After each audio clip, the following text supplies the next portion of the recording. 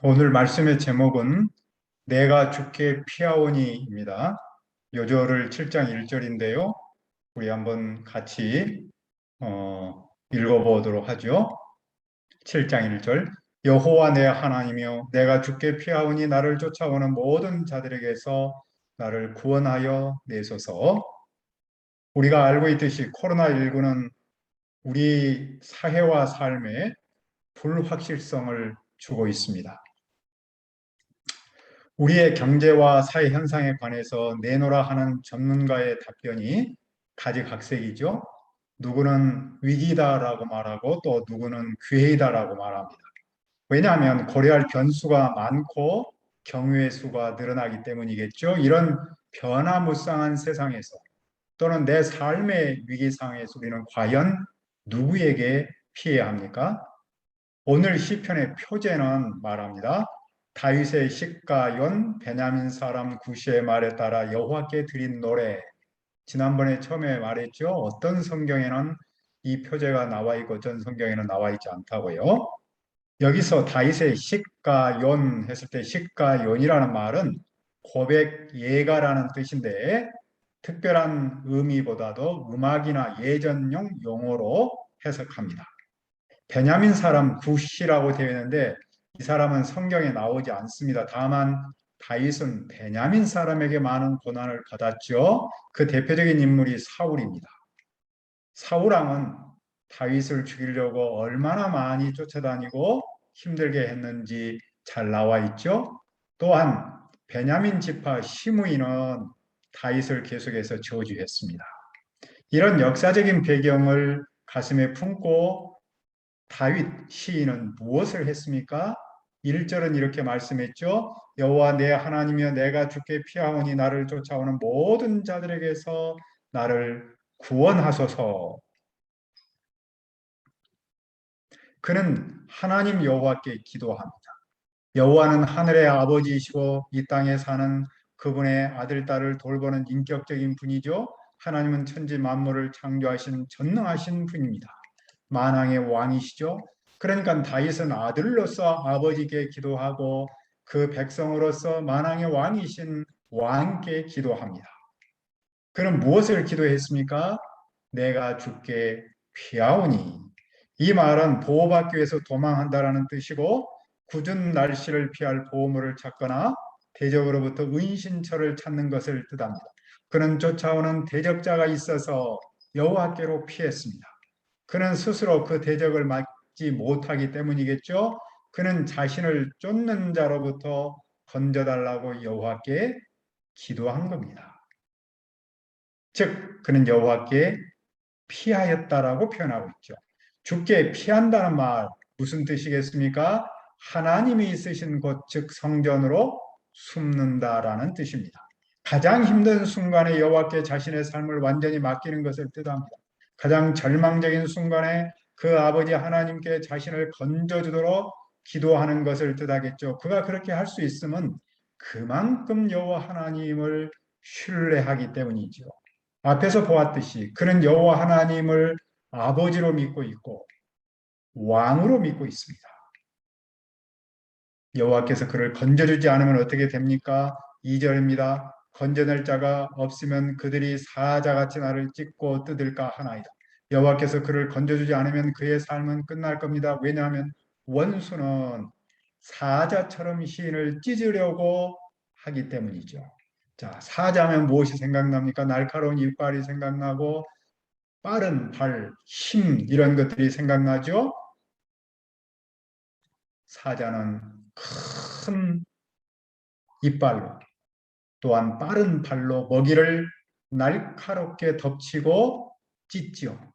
그러니까 지금 시인은 그런 사자가 쫓아오는 것 같은 두려움과 낙심과 절망에 빠져 있는 겁니다.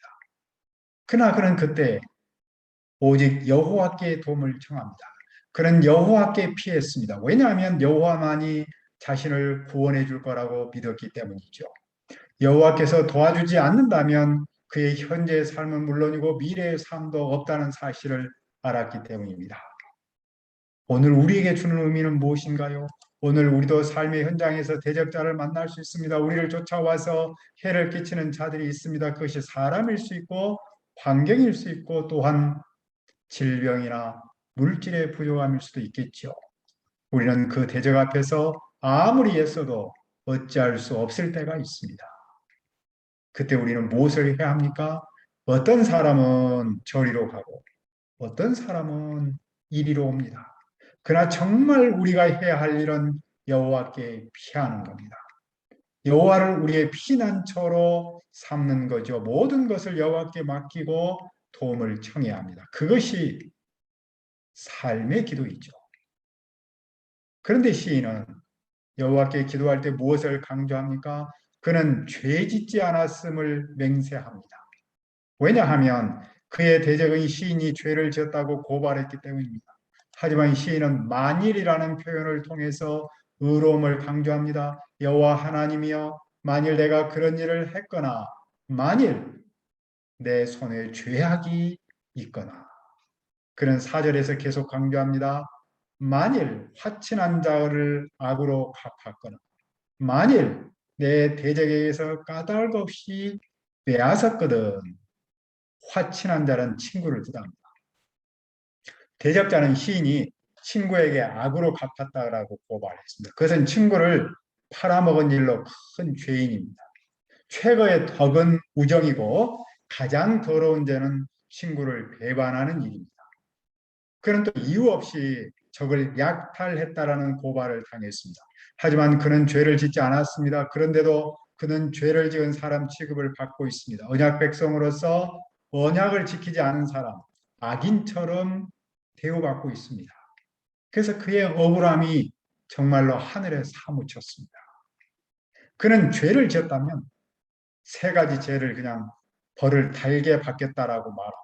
원수가 그 영혼을 쫓아 붙잡아도 좋고 자기 생명을 땅에 짓밟아도 좋고 마지막으로 그 영광을 먼지 속에 살게 해도 좋다는 뜻입니다. 먼지 속에서 산다는 것은 철저한 패배를 뜻합니다. 시인은 자기가 죄를 지었다면 언약 백성으로 누릴 수 있는 생명도 포기할 수 있고 영광도 다 포기할 수 있다는 겁니다. 그는 그만큼 결백함을 강조하고 있는 것이죠. 그는 이제 여호와께 무엇을 위해 기도합니까? 자, 6절을 보십시오. 여호와여 진노로 일어나사 내 대적들의 노를 막으시며 나를 위하여 주께서 심판을 명령하셨나이다. 여호와여 진노로 일어나소서. 이 말은 언약궤를 중심으로 이루어지는 거룩한 전쟁에서 사용하는 전투 구호입니다.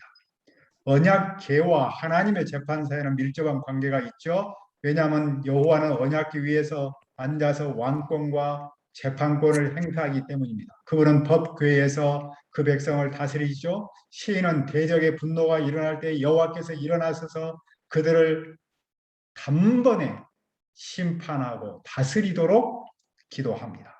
시인은 하나님께서 자신의 고통과 문제에 적극적으로 이제는 개입해 주시도록 기도합니다. 시인이 이렇게 강하게 여호와께 요구하는 근거는 무엇입니까? 그것은 자신의 결백에 있습니다. 대적은 그를 고발했습니다. 하지만 그는 결백하기 때문에 하나님께서 대적을 쳐주시고 심판하시고 그러기를 기도합니다. 그분이 진노하면 공의가 이루어질 것이기 때문입니다. 이제 시인은 자기 문제에서 벗어나 무엇에 관심을 품습니까?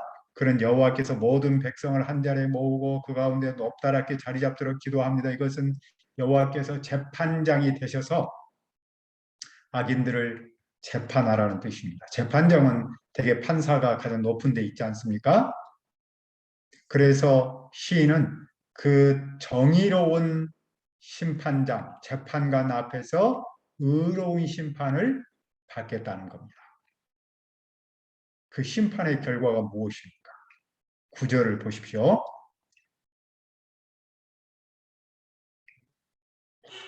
악인의 악을 끊고 의인을 세우소서. 의로우신 하나님이 사람의 마음과 양심을 감찰하시나이다.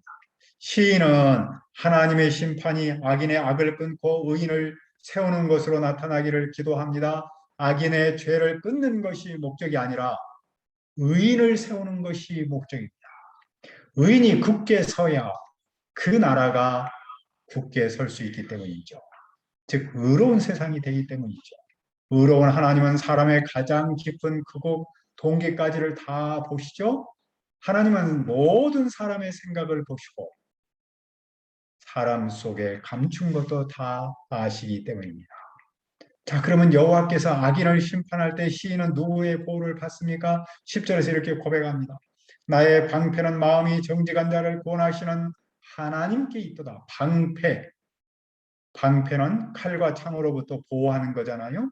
그것은 하나님께서 보호해 주신다는 상징을 말하고 있습니다.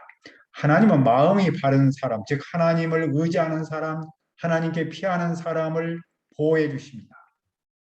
대적은 시인을 향해서 거짓말의 창과 활을 쏘지만 방패이신 여호와께서 그 시인을 철저히 지켜주시죠.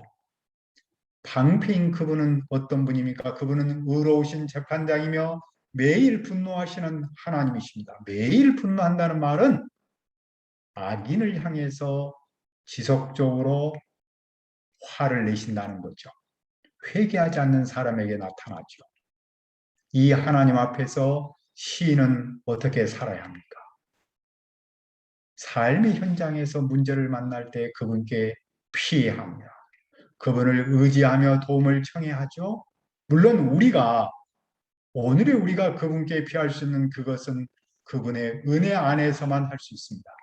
왜냐하면 우리에게는 허물이 있기 때문입니다.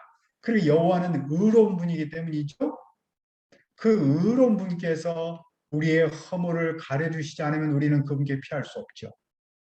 그런데 그 의로운 분께서 우리의 허물을 가려주시기 때문에 우리는 그분께 피할 수 있습니다. 우리의 허물이 있는데도 불구하고 그분께서 우리를 받아주시기 때문에 우리는 그분께 나가서 도움을 청할 수 있는 것이죠. 그분이 우리의 기도를 들으시기 때문입니다. 따라서 우리는 의로우신 그분을 두려워하지 않습니다. 오히려 그분께 모든 것을 맡길 수 있죠. 그러면 그분은 우리 아버지처럼 우리를 그분의 아들, 딸처럼 받아주시고 보호해 주십니다. 하지만 여호와는 사람이 회개하지 않으면 어떻게 하십니까? 12절을 보십시오. 사람이 회개하지 않으면 그가 그의 칼을 가시며 그의 활을 이미 당겨 예비하셨도다. 여기서 그 가를 두 가지로 생각할 수 있습니다. 첫째는 하나님이십니다. 하나님은 사람이 회개하지 않으면 칼을 갈고 활을 당겨 쏠 준비를 하십니다. 회개하지 않은 사람은 누구일까요? 당연히 하나님을 의지하지 않고 하나님께 피하지 않고 자기를 의지하고 세상을 의지하고 돈을 의지하는 사람이 아니겠습니까? 하나님은 그런 사람을 심판하기 위해서 칼을 갈고 화살을 쏠 준비를 하신다는 겁니다. 둘째는 칼을 가는 사람을 하나님이 아닌 대적자 자신으로 볼 수 있습니다. 무슨 말이냐면 대적자는 죽음의 무기를 스스로 준비한다는 겁니다. 만약 대적자가 회개하지 않으면 스스로 죽일 겁니다. 그는 심판의 도구를 이미 자기 스스로 준비하고 있습니다.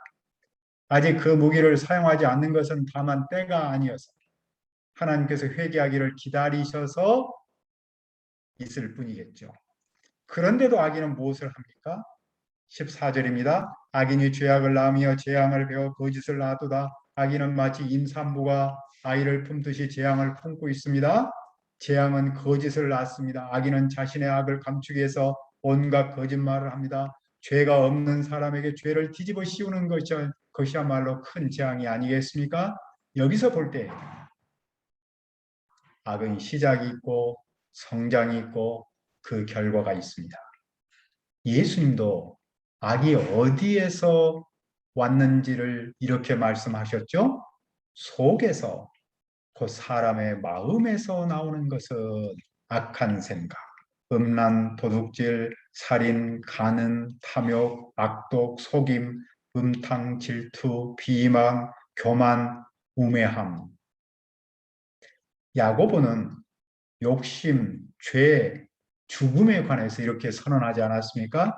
욕심이 잉태한즉 죄를 낳고 죄가 장성한즉 사망을 낳느니라. 그 악의 최후는 무엇인가요?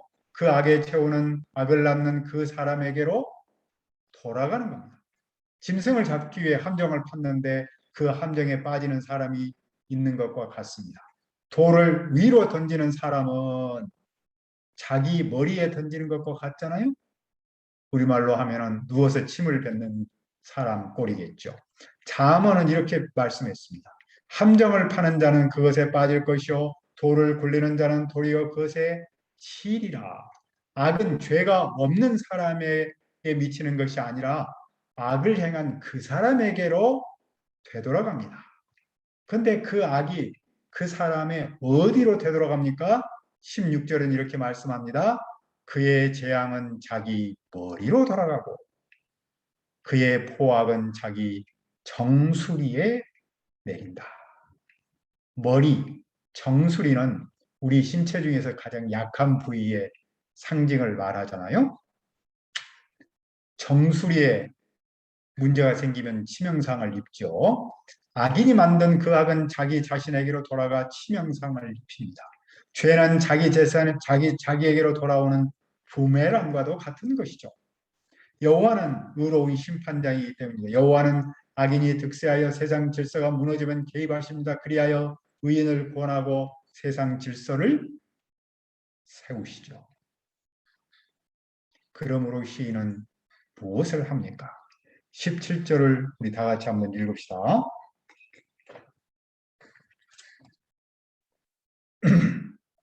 시작. 내가 여호와께 그의 의를 따라 감사하며 지존하신 여호와의 이름을 찬양하리로다.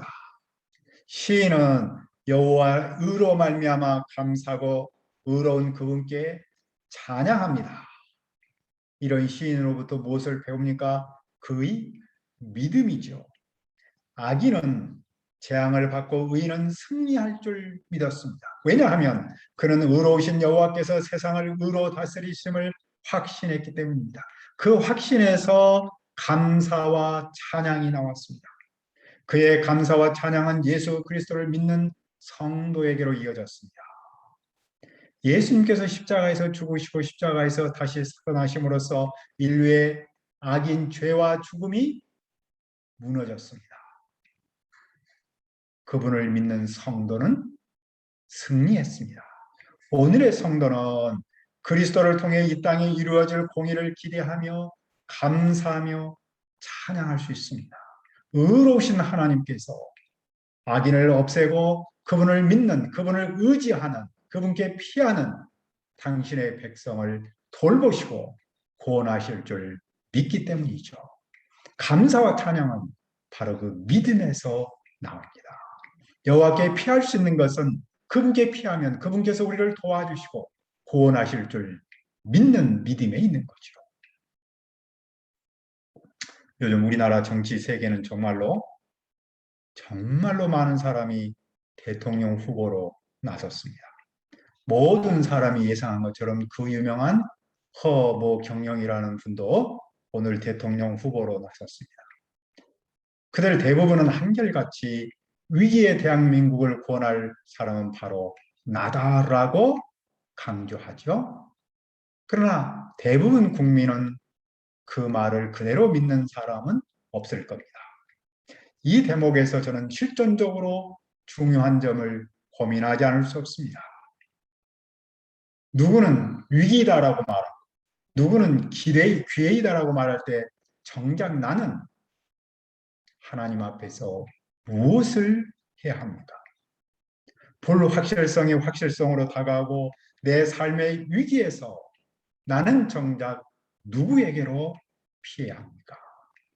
예수 그리스도를 믿는 믿음의 사람 성도, 오늘 우리의 교회는 누구에게로 피해야 합니까? 시인은 강조했습니다. 우리 하나님 여호와께 피해야 합니다. 여호와 하나님만이 우리를 모든 대적에서 구원하시기 때문입니다. 시인의 첫 고백을 다시 한번 들어봅시다. 여호와 내 하나님이여 내가 주께 피하오니 나를 쫓아오는 모든 자들에게서 나를 구원하여 내소서. 은혜로우신 아버지 하나님, 우리가 삶의 위기 속에서 또 삶의 불확실성 속에서 예수 그리스도를 믿는 하나님의 백성으로서 누구에게 피해야 합니까? 세상에는 많은 목소들이 있습니다. 많은 그럴듯한 소리들이 있습니다. 그 많은 소리들 앞에서 우리가 예수 그리스도를 믿는 하나님의 사람으로서 실존적인 고민을 하고 해답을 찾아야 합니다. 이 시간 시인의 기도를 듣습니다. 여호와 내 하나님이여, 내가 주께 피하오니 나를 쫓아오는 모든 대적자들에게서 나를 구원하여 내소서. 우리의 하나님 여호와께 우리가 피하고 우리의 하나님 여호와만이 우리를 모든 대적에서 구원하실 줄 믿습니다. 예수님의 이름으로 기도합니다. 아멘.